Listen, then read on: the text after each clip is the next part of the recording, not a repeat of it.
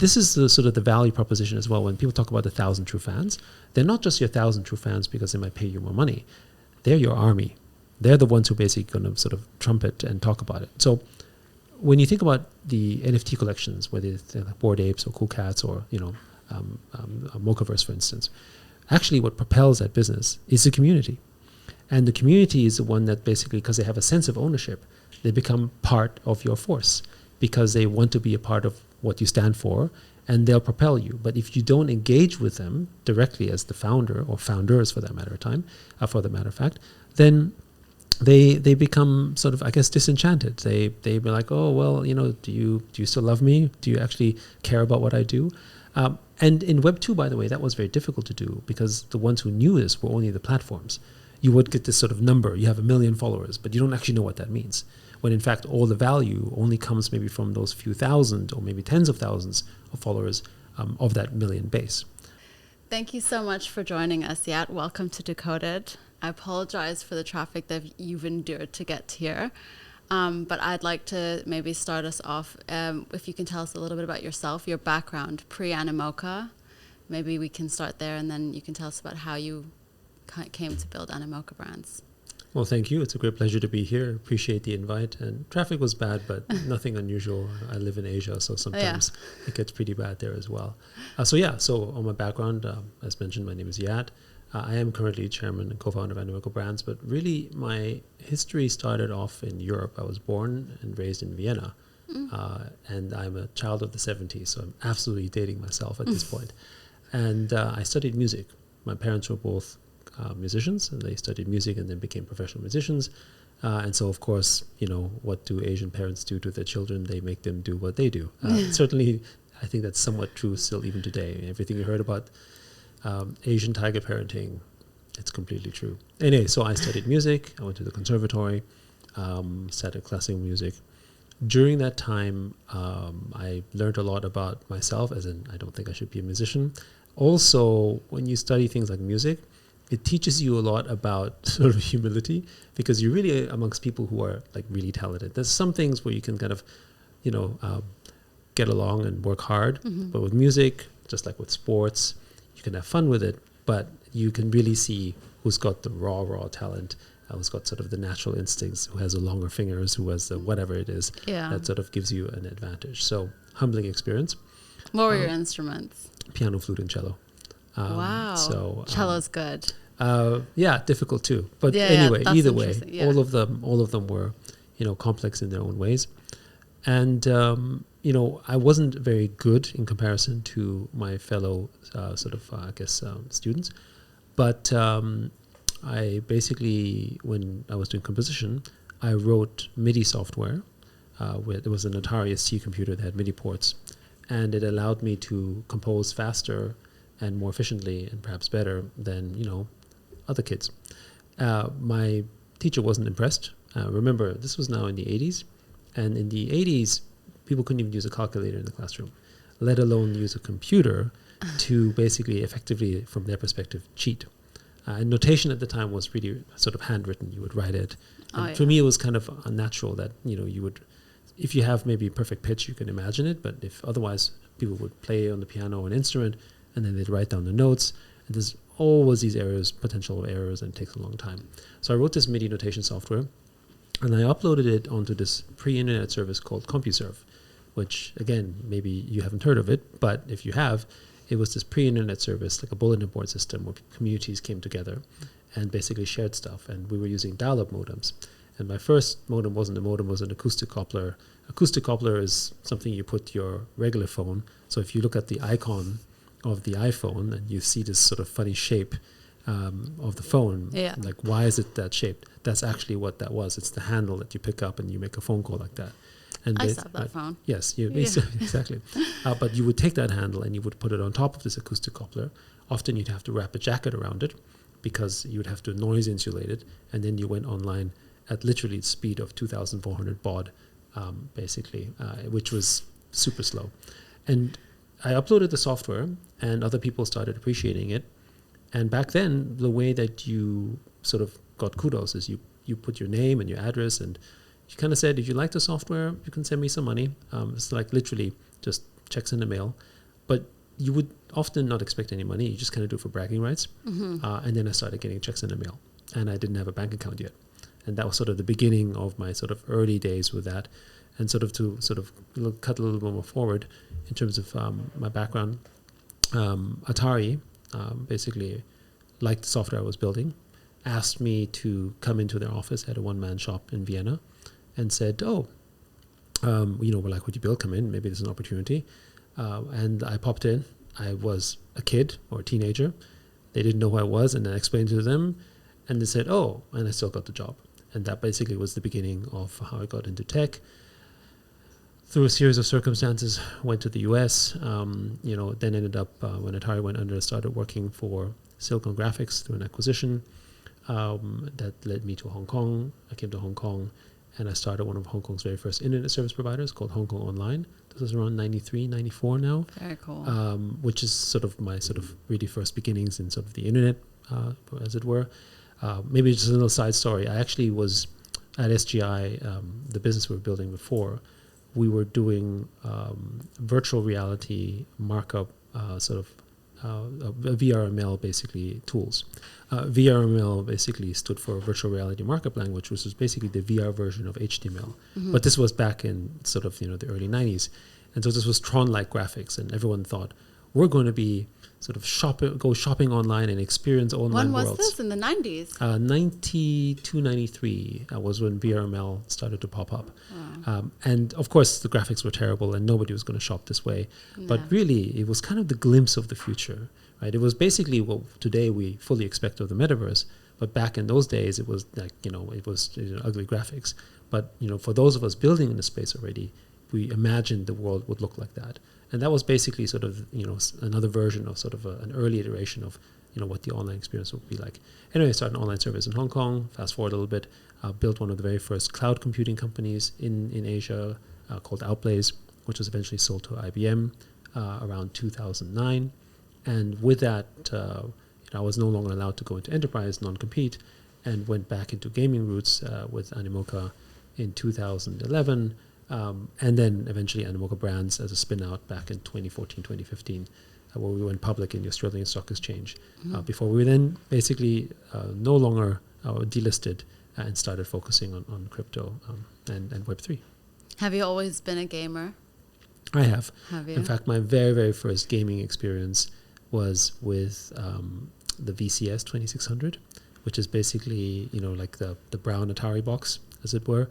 And playing things like, Pac-Man and Superman and all that type of stuff. Do you remember, was it Pong? Pong. So Pong was an arcade game. Yes. Yes, exactly. So I actually never really played Pong in the arcade until much later.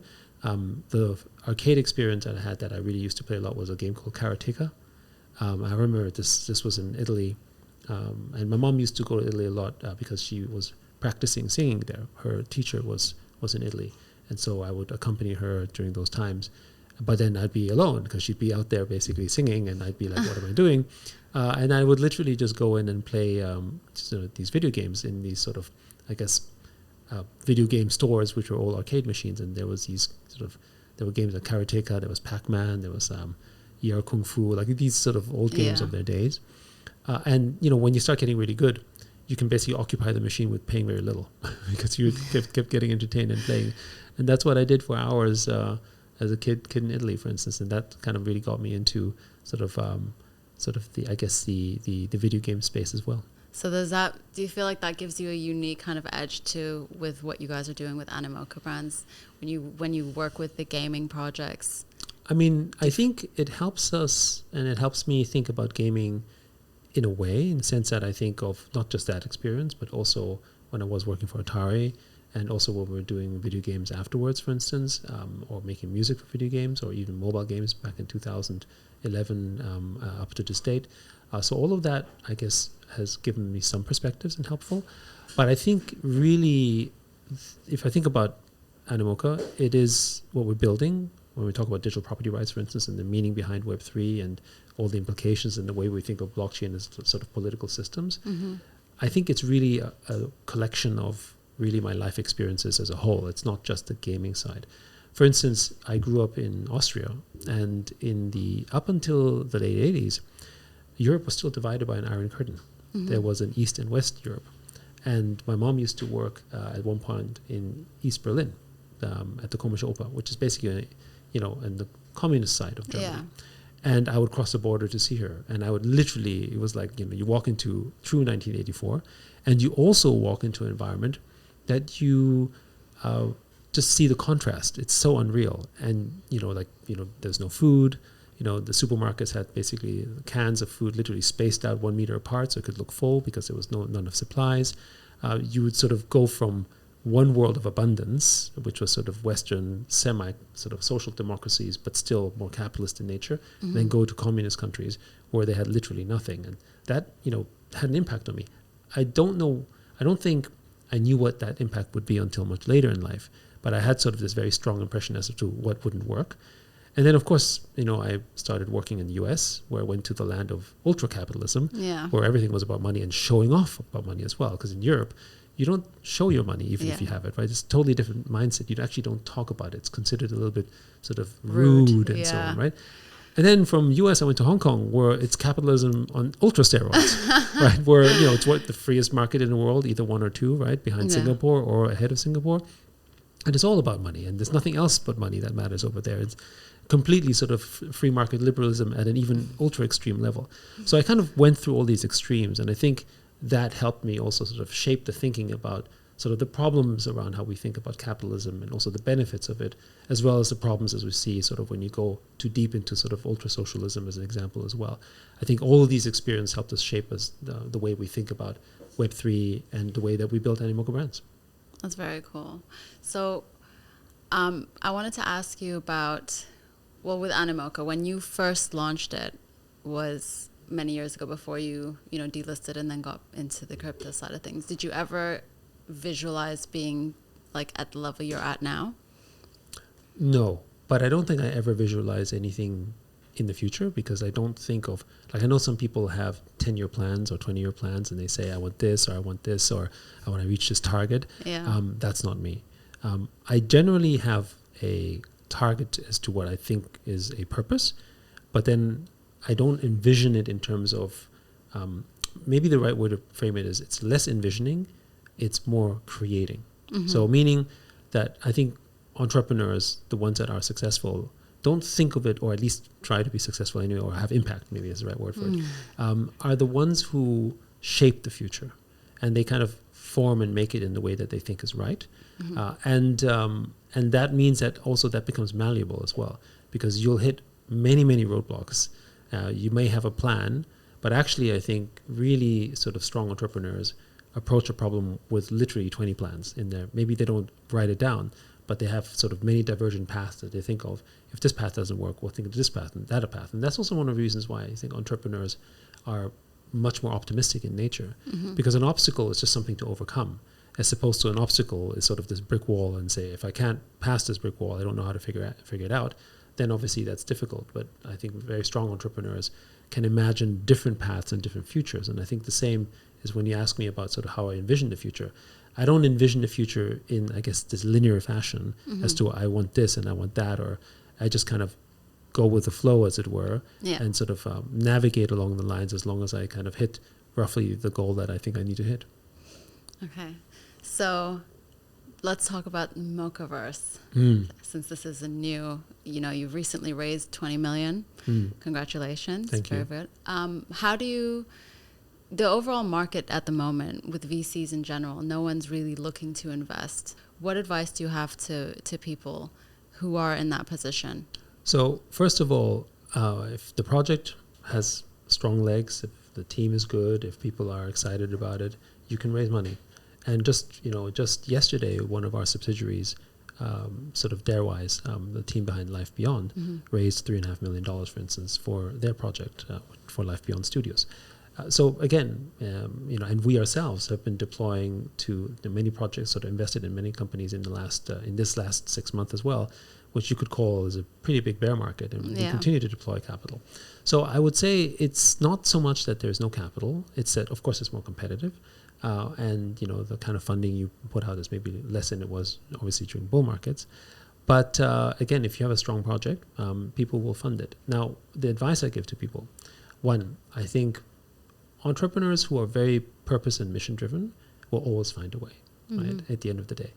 And even if it's tough, they know the bigger picture, which means they'll know how to cut costs in areas and know how to optimize things. And, they're willing also to do appropriate sacrifices. So one of the sort of hallmarks that we look for strong entrepreneurs is to build with impact and purpose, and for a purpose greater than their own. If they can find that, then it doesn't matter if you have sleepless nights. It doesn't matter if you're traveling around the world a lot. It doesn't matter, it's not great, but it doesn't matter if you maybe don't see your family for a number of weekends, because your purpose is so great that you're willing to basically do that sacrifice. And those are the people who will figure out a way, one way or the other, when you hit that brick wall, for instance. And those are the entrepreneurs that are really the best builders in a bear market. Also, I would argue that if you're still here in the bear market, still building and still trying, you're probably above most of them, because, you could probably make money in many other ways rather than being in this field if you're not passionate about it, if you don't believe in it. Now, that means you do have to be more prepared. You have to know your space really well. You have to have not just a more sorted out business plan or some ideas around it. You have to just basically be sort of more alert. And you also have to be, I think, the product itself has to also be a little bit more fleshed out. And again, you can probably raise a little money here, or you can be sort of inventive and creative in how you basically produce a solution. And the other thing I say is you have to also be really, really persistent. Right? Some people who, get rejected a number of times, and I would say the same is true for us. People think, maybe fundraising sort of comes easy to us or something. Not true at all.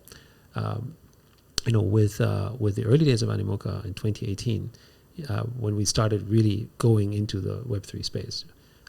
If you don't remember, Bitcoin was really low. It was like $3,000. Ethereum at one point was floating below $100 with somewhere between 2018 and 2019. Everyone was running away from crypto. I mean, that was a real ice age. Yeah. And here we are talking about this new token that's non-fungible and that is less liquid and that you've never heard of. And, we think is going to change the world. And we went out and everyone rejected us. We didn't get any money from any of the, I guess, typical VCs that are out there, because they just, didn't believe in it, which makes sense. None of these sort of previous indicators would indicate that NFTs should be a success per se. And so us being a small listed company in Australia helped us tap into a different kind of avenue of capital. We're a very small company. When Animoca first ventured into the NFT space, our market cap was below $5 or $10 million. We're a very, very small company. And we raise capital in different ways, in the public markets in this case, from sort of a different type of investor. So again, if you really want to, you'll find different ways to do it. That's good. So tell us about Mocaverse. I know you don't have your visions. So in your own words, can you tell us a little bit about what your plans are? Sure. So Mocaverse itself is, initially it looks like an NFT collection, but really what it is, it's a way to try to unify the Animoca ecosystem in a sort of social way, but also in a way where we can harness network effects with other Animoca projects, portfolios, and platform companies. Right now we have close to 450 investments in Animoca Brands. And we also have, sort of many subsidiaries, including companies like the Sandbox, for instance, or TinyTap, and so forth. And how do we find a way in which people can tap into those communities without sort of a typical manual portfolio manager approach? And we think basically tokenizing our own network as a start is a good way to do that.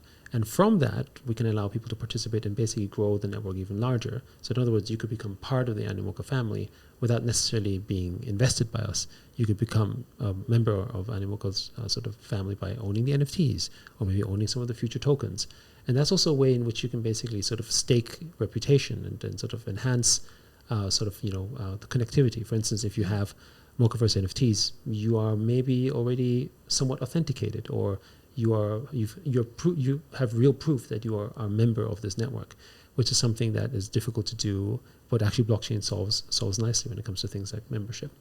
The other thing that you can do with Mocaverse is decentralized identities. What we're doing is we're allowing everyone to basically ultimately create a soul-bound NFT that basically denotes who you are.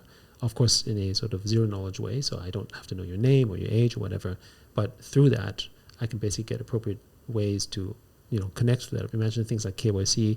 If you have a sort of this digital identity and it's KYC'd, you don't have to re-KYC every time when you launch a game. You can simply just use Mocaverse IDs to know that this user is a real user and it was already sort of, for instance, approved, for instance. And then the other component that we've added in Mocaverse is also governance. So one of the things that we always wanted to do is sort of, as we focus on decentralization, is allow for our assets, our tokens, to be community governed. And how do you do that? Well, we can do that through Mocaverse. So right now we started doing this with ApeCoin. So we basically put 3.5 million ApeCoin as a delegation to all the people who hold Mocaverse NFTs, which means the Mocaverse NFT holders have the ability to vote and participate in the governance of ApeCoin. They don't have to own ApeCoin. They can basically just do it through Mocaverse. And also we have several other token sort of ecosystems that will ultimately add into Mocaverse as well, which means that we think of Mocaverse as a kind of DAO of DAOs as well. It's kind of like a super PAC, if you will, that basically can help govern more and more of this future Web3 infrastructure that is known as decentralized autonomous organizations. Very cool. And with the Mocaverse, are you also going to be including elements of an educational platform? Is there something that you guys are planning to build with that? Yeah, so we actually quite focus on education, not specifically just with Mocaverse. We acquired a company called TinyTap. TinyTap, basically, what we love about that company is it currently serves 9 million families. Over 100,000 teachers make money from the platform. It's kind of like a creator platform for teachers. And what they do is they turn their educational content into NFTs, which basically earns them income. And then the people who buy those NFTs can actually continue to have the income of that particular sort of teacher NFT. We call these publisher NFTs. It allows teachers to enjoy capital formation on the content that they produce. So for instance, if you're a teacher in Venezuela, you might make $10 to $15 a month. But if you actually turn your teaching content into an NFT that might create, let's say, an income of $50 a year, that's usually all you'll get. But if you sell it on as a capital asset, you would actually be able to maybe sell it for $200 or $300 because someone's happy to take 10 or 15% yield on it. So it means that someone who usually could never enjoy capital formation can now do that basically because of NFTs, because NFTs can take care of the legal aspect, they can take care of your contract rights, and they can also show you where the money has to go. Right? And that's basically what TinyTap does. And this is all underpinned by sort of a foundation that we helped set up called Open Campus that's sort of supportive of sort of growing the educational sort of Web3 ecosystem. And if you go to Open Campus, you can apply for a grant, basically for more funding. We have a $10 million grant that we basically give out for companies who want to basically sort of help support and grow the Web3 ecosystem through education. That's very cool. It's really interesting. I think we actually were working with quite a few people who are trying to also build educational platforms in the space. So you should totally look at Open Campus. Yeah, I think we'll tell them to do that. I wanted to ask, as a gamer yourself, from a traditional world, there's a lot of issues, obviously, with traditional gamers coming into Web3 gaming. What do you think the industry is lacking in order to be able to bridge that gap? So first, I think it depends where the traditional gamer is from. So when people talk about traditional gamers, for instance, disliking NFTs or Web3 games, that's mostly a Western narrative. Basically, particularly in the US, many, I would say, gamers dislike NFTs, but they dislike them because they look at the capital, they look at the money, and they worry, for instance, that does it mean that in order for me to play my favorite games, I need to be able to start buying Bored Apes? I mean, that's one sort of level of fear, which of course is not true. I mean, it's like saying that the car industry is only driven by Bentleys and Rolls Royces and Lamborghinis. Of course, that's not true either. But I think the other thing also is that unlike Asia, where it's very much embraced, where the big game publishers are all looking at Web3 and looking at NFTs, and where many of the gamers actually love this idea of digital ownership and love the idea that they can actually sort of potentially even, make money if they want to and actually own a piece of their digital property. In America, I think a lot of people think of gaming as a very different type of setup. They think of it as more merit-based and frankly kind of socialist, I would say. So when you basically look at the sort of way that you play games in the West, you're not really able to pay your way for advantage. You're supposed to basically only get there by skill, which in and of itself is kind of exclusionary as well, right? It's kind of like saying that if you're good at tennis, you're allowed to play tennis. But if you're bad at tennis, don't even show up, right? Yeah. That's basically sort of the world of gaming as it is right now. And so the people who are really good at tennis are basically rejecting the people who aren't good at tennis and say, just get better, right? Which is a different type of sort of exclusivity. But that group of people are really sort of holding on to that, shall I say. And I also would say that in America, there was an interesting study that was released by, I think it was Pew Research, that most young Americans under the age of 30 actually prefer a kind of socialism over capitalism, which is something that would have been unheard of in America 10 years ago. But you can kind of see where that's coming from. For most young Americans, capitalism hasn't worked.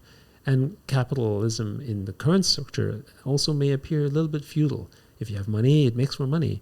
If you have money, you can go to the better colleges. If you have money, you can live in better places. You have advantages that seem unfair. So the world of gaming to them would seem like the place where it can be merit and skill based, where money can sort of have this influence and now potentially could be taken away. I think there is this fear. And you can feel it because when people talk about why they don't like NFTs and crypto, it's not rational. It's not a rational conversation. You can know that it's emotional. There's a lot of fear in there. There's all these things that aren't based on logic. Then you go to Asia. And in Asia, it's different. In Asia, there's a great love for capitalism because over the last 30, 40 years, capitalism has created incredible growth in the region.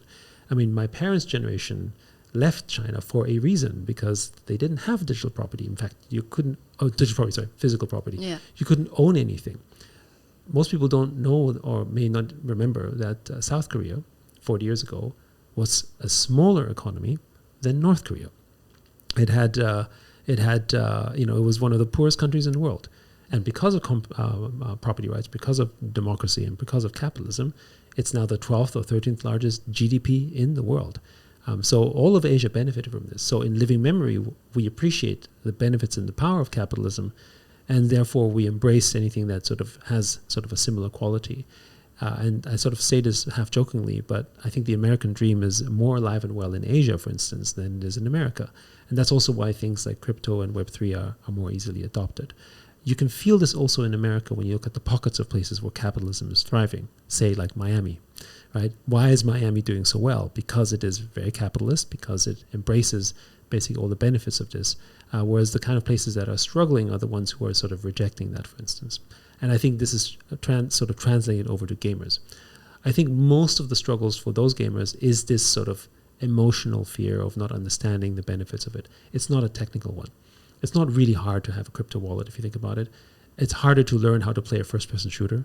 It's harder to learn the rules of Warcraft. It's harder to learn and memorize all the Pokemon Go cards that you have to play and understand their skills than it is to basically embrace sort of a digital wallet. I think it's also lack of education for them. Absolutely. I think they obviously choose to believe something, so it's also a little bit of arrogance.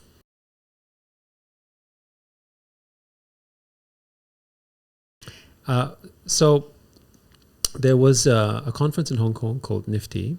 It was probably the very first NFT conference in the world as far as I knew, and it was in a place called Cyberport, which is where our office is. And it was really maybe just a few hundred of us believers. And I think there's most recently one of the guys who was there, Keith from Olive X. He shared a photo online, and he was showing not only he actually had a picture of me giving a talk about digital property rights and NFTs and why we thought it was going to change the world. The audience there was maybe 50 people in the audience or 30 people listening, and you could see all the empty seats, right? And that was 2018. But that was where many of us met for the first time. That's where I think I met Gabby from sort of YGG, one of our portfolios, Alexander and maybe Jiho as well, basically from Sky Mavis, the guys behind Axie Infinity, which we led that round in 2018, 2019, I think. Also Devin and Alex from OpenSea were there as well, which we invested in as well. and of course Decentraland and Sandbox, which we acquired later, and a whole host of companies. All of us sort of early believers in NFTs, drinking our own Kool-Aid, basically sort of talking about how great the future might eventually be, and how we're going to sort of revolutionize the world of gaming and digital property rights, and that was really how it started, and so many of us really, if you think about it, they've become really big companies and very successful companies, but we didn't actually think of it that way, right? We didn't think it was, literally from 2018 to 2021, there was going to be such an explosion. We were all prepared to work for, the very, very long haul to make it work, because the sort of certainty that the space was going to become as big as it turned out to be was not clear, at least on a short-term horizon. That's really interesting. Do you guys ever meet up again and just reminisce on those good old days? We often get together, and some of us become good friends, and we just talk about sort of the good old days in the sense. But also, I think this we meet in conferences. So, for instance, Gabby is running a conference in the Philippines on blockchain gaming, and many of us are coming together. And I think he shared on Twitter something about how the gang's getting together, for instance, right? So nice. So it's still many of the same people, if not all of the same people who were building in blockchain games back in 2018, 2019 are still around building blockchain games. Really cool. With the partnerships that you guys have with Animoca, how do you find that, regulatory developments impact these partnerships? And where do you find are the most friendly in terms of regions? So first, regulatory stuff for what we do is not quite the same as an exchange. We don't hold custody of assets. We don't trade we're not a platform for trading tokens. So it's a bit different for us. So our frameworks are more around NFTs, things like digital property. Of course, some of our subsidiaries issue tokens, so there's some aspect around that as well. But for the most part, we don't have the same regulatory issues as many of the sort of exchange counterparties would have. But certainly the market sentiment matters. So for instance, in the US, because of all the negativity, specifically around how the SEC has gone after companies for whatever reasons, has given it sort of a bad rap. For instance, one of the, I would say, best players in the space being Coinbase, even they are struggling amongst, let's call it, non-Web3 people in a reputational standpoint, primarily because of regulatory action, which of course they're fighting, for instance, because for the layman who doesn't know anything about crypto or Web3, it's like, oh, there seems to be an issue. So it's really creating sort of, fear in the minds of people who don't know about the space. But then you go to a place like Hong Kong or Dubai, for instance, where we're here right now, or Singapore or Japan, and you see a lot of positivity around Web3. You see them talking about sort of regulatory clarity. So Hong Kong, for instance, within the space of less than a year, has embraced crypto and digital assets. We have 15 to 16 tokens that can be traded publicly, for instance. Mm-hmm. We have 2 official exchange licenses passed out. We have Bitcoin and Ethereum ETFs, or at least a number of crypto ETFs that we have. The Hong Kong Monetary Authority actually issued and tokenized green bonds, for instance. So we've got a lot of developments there. And in those countries, for instance, there has not really been much discussion around regulating things like NFTs. They feel more that NFTs actually should not be regulated, and there should be maybe industry sort of self-regulation and best practices, like in the same sense that, you might need to have consumer protection, mm-hmm. but that's not the same as basically putting something under the purview of, let's say, a financial regulator, because it's a product, it's an asset. It's not a financial product, for instance. So many of the places sort of take that lens. So Japan does that, for instance. I would say Dubai takes a similar perspective. And then, of course, Southeast Asia. And even China, for instance, even though you can't trade crypto in China, they put out essentially a Web3 strategy paper talking about how Web3 is the future of the internet. So that doesn't mean that you should expect, for instance, that you can trade crypto freely in China anytime soon. But you should expect that China is going to be supporting a place like Hong Kong to be able to do that, because Hong Kong has always been this sort of financial intermediary for China in and out. And you can imagine that it could potentially be the same for digital assets. Do you think that with for the NFTs now, that where they're trying to create digital ownership, where they're trying to, people are trying to tokenize houses. So basically your contracts, physical, the physical assets into the NFTs. Where do you see that going, or what is your view on that? So I see a lot of efficiency when you basically put your property of any kind through a representation of a digital asset. It's faster, it's more efficient. I can see that potential because at the end of the day, those NFTs represent your contract rights in the same way that when you have a notarized, sealed piece of paper that says you own something that's certified by the government. What is that? In fact, that is a form of a physical NFT, if you will, just one that's certified not on blockchain, but by the government, by a different type of authority. But it's not as efficient and it's not as fast as digital. So I would say, I think there's a path for that. But I don't see it being the biggest path of mass adoption for the NFT space, not because it couldn't be a better alternative, but because I think we spend so much time online today already. We, like in the gaming world, we spend over $100 billion in virtual goods, in gaming goods. These are, to me, the low-hanging fruit for NFTs. Tokenizing physical property and doing digitals is a very cool use case and definitely a growing market. But it has many more friction points for the end user, I would say, in terms of, in terms of basically sort of adoption. If you look at, for instance, what Pudgy Penguins is doing with physical toys, I think that's great. And that's a good way for mass adoption as well. But again, it's more on the entertainment and sort of fun side of things. When you start talking about things like real estate, you also start to veer into more the area of financial products. And then if people start to fractionalize, as some people might be thinking about, for instance, then that's definitely a security, right? So you need the securities laws to sort of catch up on that a little bit first before I think this can really take off, because there could also be potential problems if you don't do it in the right way. What do you find to be the best utility other than the gaming? Personally, personally, we're really excited in the area of, as I described, with Tiny Tap in education. What I like about what NFTs represent is digital property and contract rights. So think about when you buy and sell any kind of sort of property or asset. How do you do it? Well, you have to hire a lawyer, you just certify it, you negotiate it, all these things, which means that it only makes sense to really sort of sell intellectual property if it makes a certain amount of money, typically hundreds of thousands of dollars, because it costs you tens of thousands of dollars to sort of legally clear it. But now with an NFT, you can do the same thing basically for $1, which means that any type of intellectual property, whether it's art, which we've seen, or music, or educational content, or unique writings, these actually could now be encapsulated and protected with NFTs. So I really think that everything we do has a form of intellectual property anyway, but we don't really have a good way of protecting it because it costs so much money.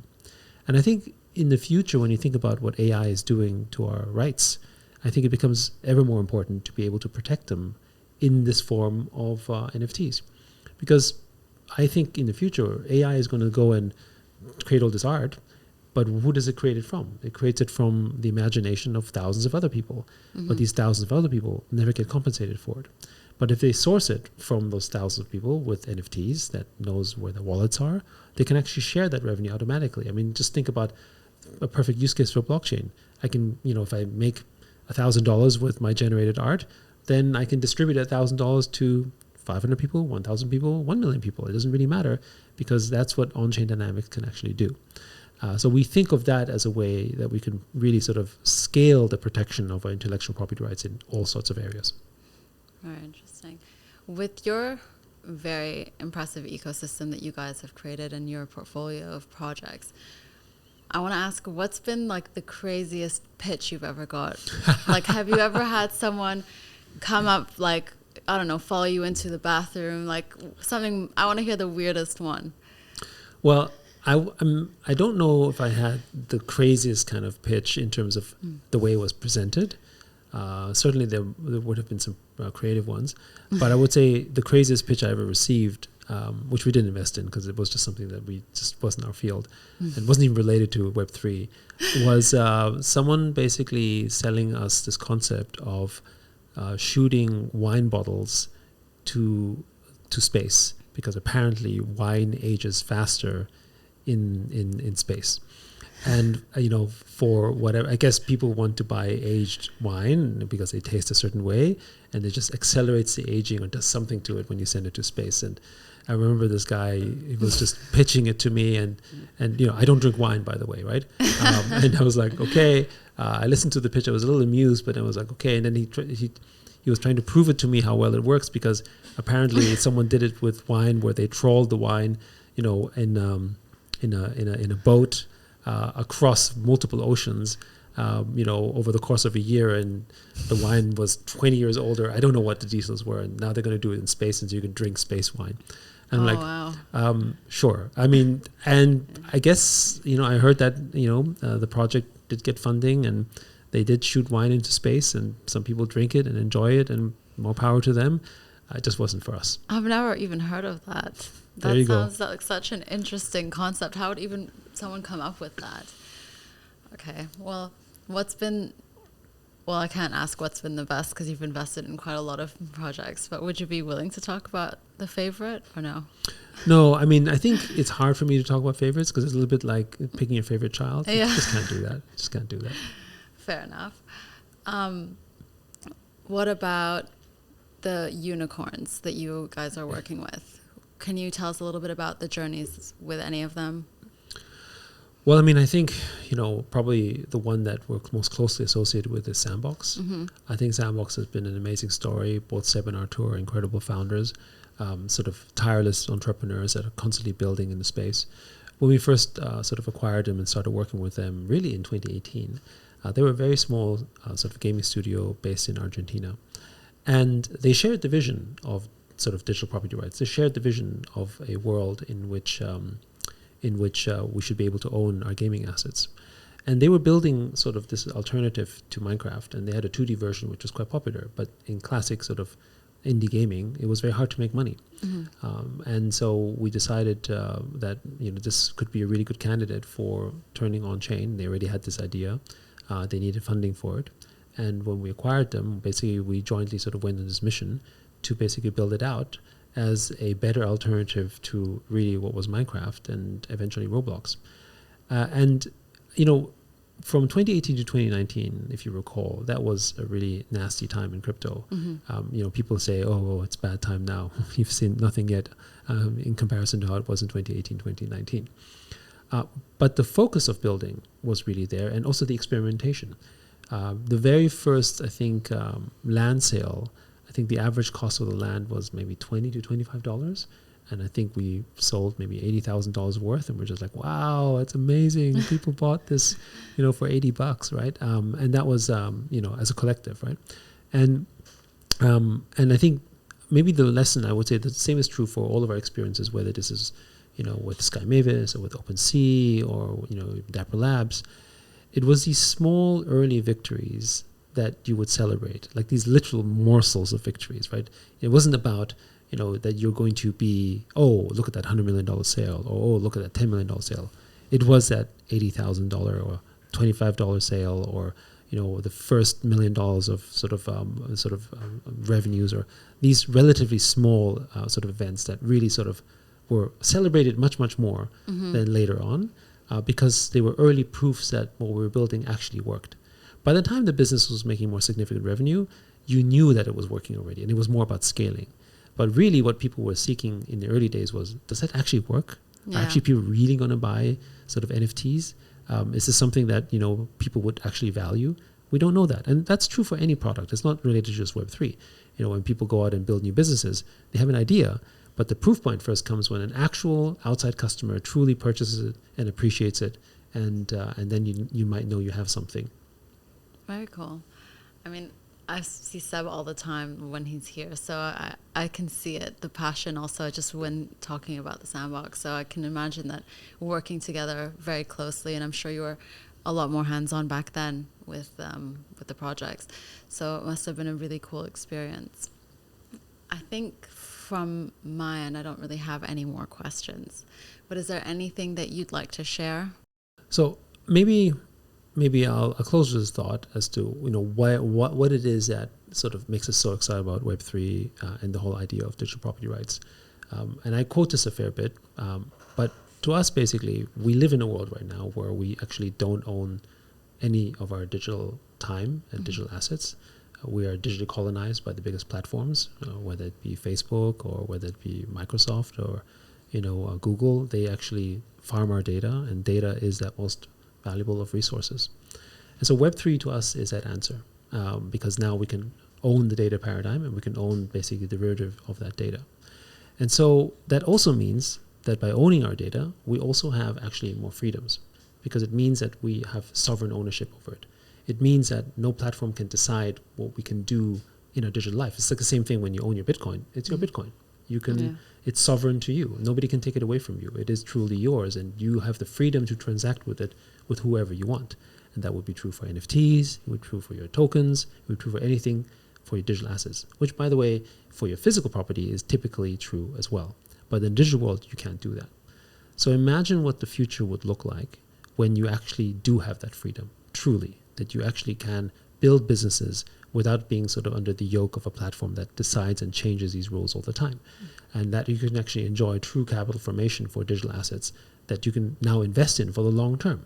I mean, think of all the companies that have tried to build a business on top of Twitter before or Facebook, and then they change the rules and your entire business goes away because maybe they think it's competitive, or maybe because they don't like it, just based on nothing except their changed terms of service, which basically can alter at a moment's notice. So we think of that as, when we talk about the open metaverse, as a space where people actually build real businesses and real economies at real scale. So that means we're going to create these multi-trillion-dollar virtual economies that are going to be bigger than nation states.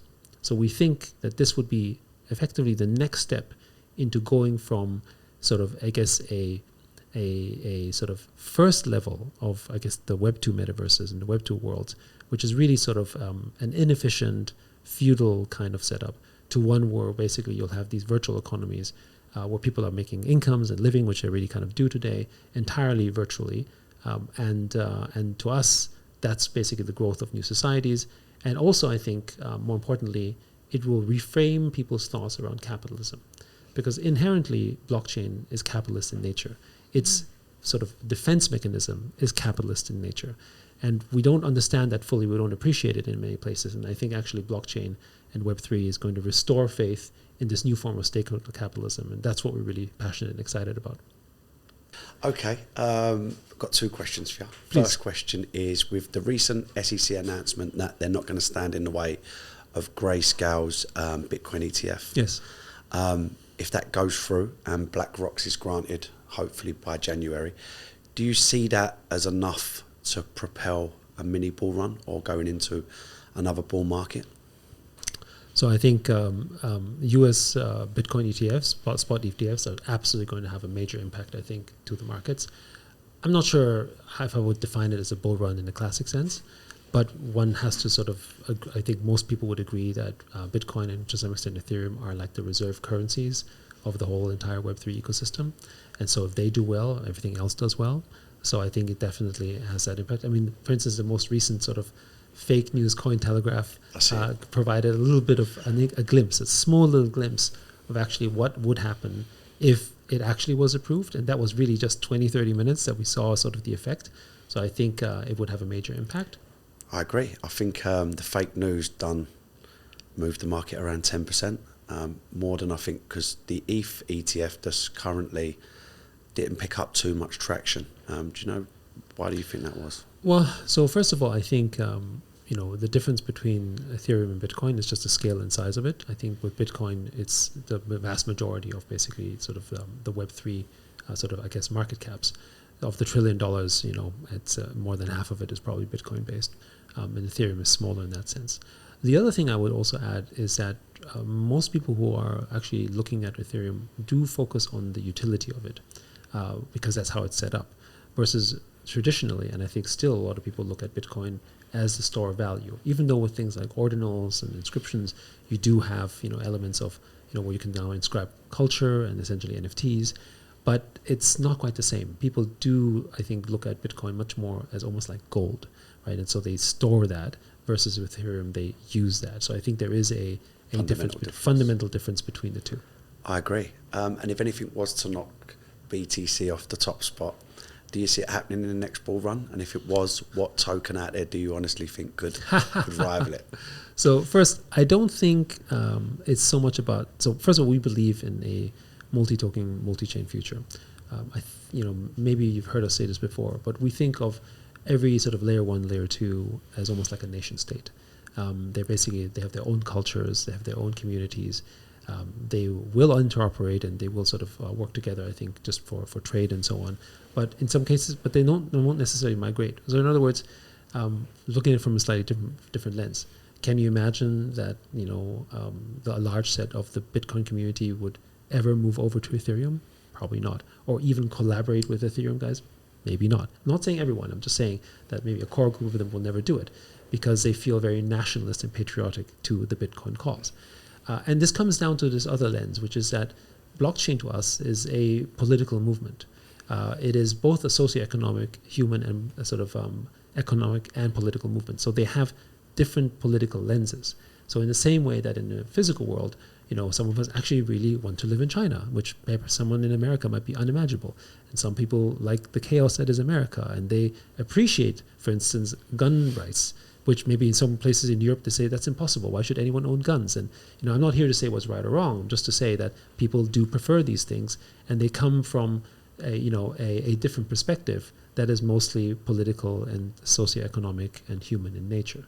And the same is basically true for layer 1, layer 2 blockchains. So I think that we're so early.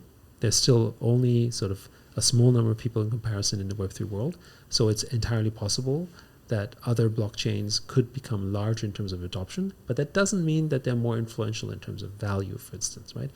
So in terms of population sizes, you can have countries that have, look at the US. It's not the biggest country in the world in terms of population in comparison to something like China or India, but economically it's the most powerful one. So again, I wouldn't say that Bitcoin is going to get knocked off its throne anytime soon.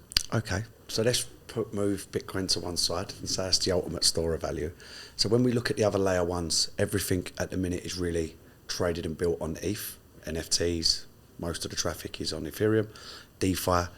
Then we look at other technologies. Solana was giving it a good run at the end of the last bull run, and with the Rust technology. And now we're seeing Aptos and Sui with their new Move technology. Mm-hmm.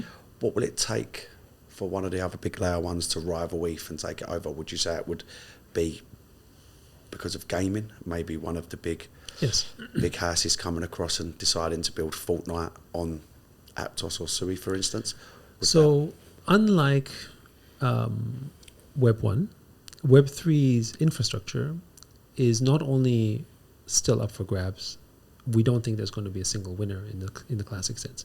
Like in Web 1, TCP/IP basically was the network layer, and nobody basically was thinking about building something else really. There wasn't really an option, and everyone just built on top of it, and that's what it was from a protocol perspective. But in Web 3, actually there's all these competing protocols. But these competing protocols are necessary because they all have consensus layers. Who own these consensus layers are people, are humans. So I would say that it's not so much about knocking people off their thrones. It's about the governance and the control of these networks. Because what is Web3? It's not just, you align these incentives. And what happens to the aligning of these incentives comes from the fact that they have ownership in these networks. So in the same way that you have ownership in Ethereum, you don't have to do anything. If someone else ends up building something on the Ethereum network, 6,000 miles away, and it creates a lot of value, you still get to enjoy the benefits of it because you are a co-owner in that network. But the co-owner in the network also has to agree that it's something that they like. And so, when people talk about whether they're part of Solana or whether they're part of Flow or whether they're part of Ethereum or, for instance, Aptos or Sui, for instance, really, in many cases, they're also talking about the consensus of the governance or the community that they like. Some people might like smaller communities. It's the same way that some people love the big cities and some people like the small cities, and they want to know everyone as opposed to they just want to be a cog in the wheel, or they prefer to sort of maybe swim in bigger waters, whatever that may be. Now, in terms of which ones could be big, I, for instance, see a future where any one of these could be launching, for instance, a game, and any one of these could become really, really large just because of one single game. Because you see that's happening in the gaming industry. You have a hit game, lots of people sign on. But the key to me isn't the game itself, because that's its only utility. The key is how openly composable is that blockchain, is the blockchain, so that the assets that are on chain can then be utilized for new businesses to emerge. So in other words, if you have a game that might be driving tens of millions of users, what's critically important is that those assets can now be part of the local DeFi ecosystem, can be part of the sort of, people can make new games around them, can make new services around them. And that's how you basically build an economy. You need that trigger point. And I think we've seen some early inklings of that, like when Axie Infinity sort of became really popular. One of their biggest weaknesses wasn't that the game was popular, but was the fact that they were building on Ronin. And the problem is that Run was not yet totally free for people to develop on top of. So in some ways, they missed that earlier opportunity to really build experiences on top of letting people to compose openly, because the network wasn't ready. They had built Ronin to scale their systems, and that was step one, and they weren't ready for step two, which is now happening. And now you have, you can use Axies in multiple ways, and we're very sort of bullish in terms of where it's going to go. But, at one point, it was this multi-billion-dollar economy, and thousands of companies would have come in and built experiences and created more utility for these Axies so that it would continue to sustain, which is basically how the real world works. So we expect that to happen to multiple chains, by the way. We don't think it's going to be one or the other. It was actually Axie Infinity moving from ETH chain to Ronin sidechain, which made me come into crypto at that point. Instead of working only 9 hours a day, literally 20 hours a day. The person that said, leave your 9 to 5 and come into crypto, because, it's a great industry. They've got to be prepared that you're going to be working 14 to 18 hours a day at the beginning, especially when you're a founder. Last question. We've had a debate in the office. Okay. Obviously, we've got several different departments. Yes. We've got the PR and communications team that Dina manages, our KOL department, our NFT department, which is great for going out there to the 700 gated communities that they've got. We've also got a KOL department, and they're always arguing and debating about, KOLs are what's going to bring, bring the community members, the PR team saying good PR, good tier one publications, pushing out some worthy press releases and articles. Where would we say it's for credibility. For credibility purposes. So all the different departments are always like, yes, our department, let's make that project a huge success. Obviously, we know Animoca are incubating a lot of projects. To new founders that are watching this podcast, where would you say to really focus their efforts on when it comes to the marketing side of things? So I would say for anyone, especially in Web3, the main emphasis, you should focus really on your core community. And I think the only one that can do this is you, the founder. Now, that means whether it's a KOL, a communications team, other marketing efforts, free NFT giveaways, these support your effort. These are tools at your disposal. But if you, the founder, are not the one who's engaging with with the community and are being authentic with that community, then I think it's very, very hard. And we can see that. Now, I'm not saying that the founder necessarily has to expose himself, but they have to engage. They have to be there. And this is the sort of the value proposition as well. When people talk about the 1,000 true fans, they're not just your 1,000 true fans because they might pay you more money. They're your army. They're the ones who are basically going to sort of trumpet and talk about it. So when you think about the NFT collections, whether it's like Bored Apes or Cool Cats or Mocaverse, for instance, actually what propels that business is the community.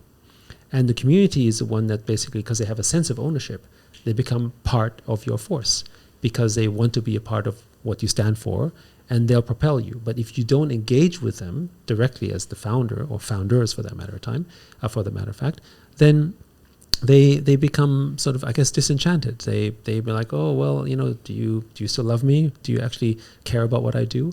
And in Web 2, by the way, that was very difficult to do because the ones who knew this were only the platforms. You would get this sort of number, you have 1 million followers, but you don't actually know what that means. When in fact, all the value only comes maybe from those few thousand or maybe tens of thousands of followers of that 1 million base. I think that's the most important cultivation point. And from that, or through that, everything else you just mentioned are great support tools. If you outsource your marketing to anyone, but you don't get involved in it yourself, or you're not engaged and you don't own it, then it doesn't matter how much marketing you put in. It will probably fail in the mid to long term. I totally agree. Us as an agency, we're there to support projects, not to take the projects over. And it always works a lot better if the founder, the CEO, is a lot more hands-on. Well, yeah, today's been a pleasure. Thank you so much. You've been amazing. Thank you so much. It's a pleasure. Thank you so much.